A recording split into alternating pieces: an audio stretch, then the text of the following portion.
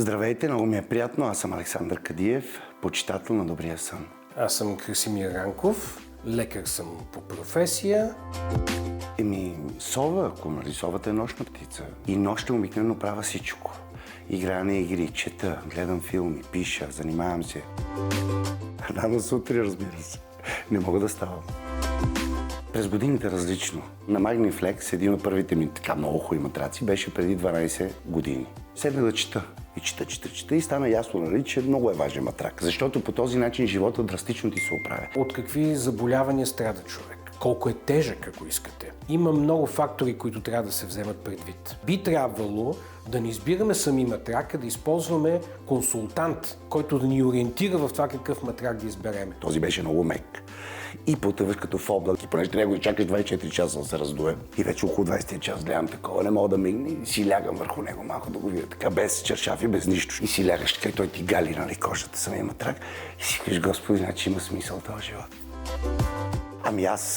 Ми се случва някой път да спя по-малко, по 3-4 часа, защото нали, няма време и такова. Какво се случва сега? Всички знаем, че когато човек не се наспи, не се чувства най-добре. Макар, че аз съм забелязал нещо много интересно, че при мен, когато съм се много хубаво наспал, не мога да се концентрирам така добре. Всички наши физиологични функции имат някаква инертност, т.е. те не могат да започнат щрак. Нали. Няма как да преспите повече. Това е автоматична реакция на организма.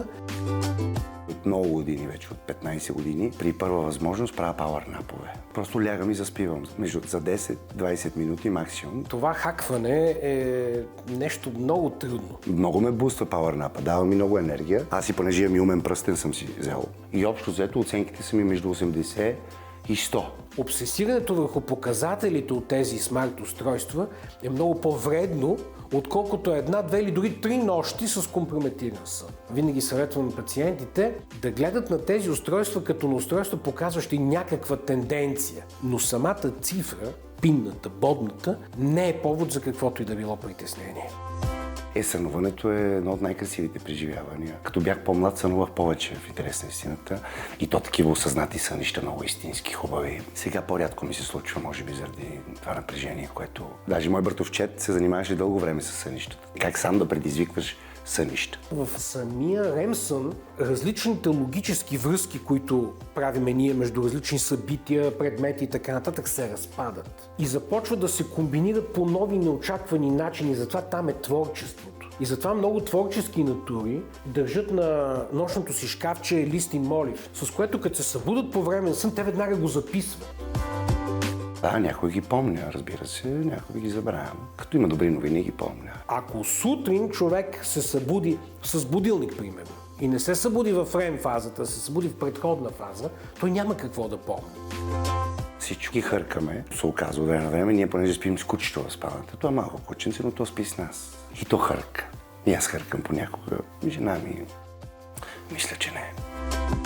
Брои съм много пъти овце, после четох, че трябва обратно да се броят не от 1 до 100, от 100 до към 1. После четох другаде, че трябва да визуализирам тези овце, докато ги броя. Тоест не само да ги броиш, ами да си представяш самата овца, да я виждаш и така следваща. Помага, може би. Това е един стар метод, който се стреми да накара човек да върши нещо еднообразно, с което да го въведе по-лесно в съня.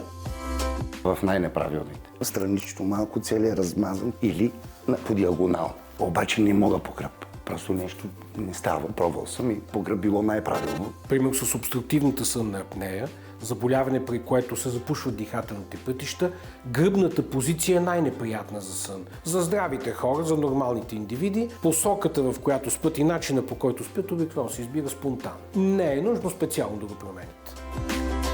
Фен съм на студената спалня, защото заспивам по-добре, чувствам се по-добре. За да заспим, нашата вътрешна телесна температура трябва леко да спадне. И ако и околната температура е достатъчно ниска, това спадане става доста по-бързо и ние заспиваме и поддържаме съня си много по-лесно. Това е най-голямото. Аз имам вкъщи 20 възглавници, буквално. За мен възглавницата е много важна. Защото различните видове възглавници са подходящи за различни маниери на сън. И всеки път си ги сменям настроенията. Веднъж си взимам такава контурирана, друг път си взимам с гел. Въобще, вкъщи жена ми вика: Сашко, може ли вече да не купуваме възглавници? Ходил съм много пъти на почивка и си нося възглавницата с мен.